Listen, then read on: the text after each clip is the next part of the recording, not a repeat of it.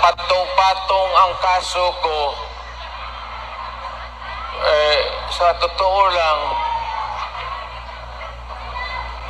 baka ang balita ko, may warrant daw ako pag...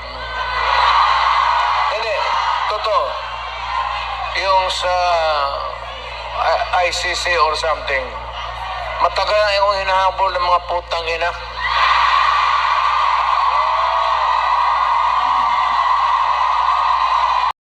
Na patong-patong ang kaso ko, sa totoo lang, baka ang balita ko, may warrant daw ako pag... Hindi, totoo. Yung sa ICC or something, matagal na yung hinahabol ng mga putang ina.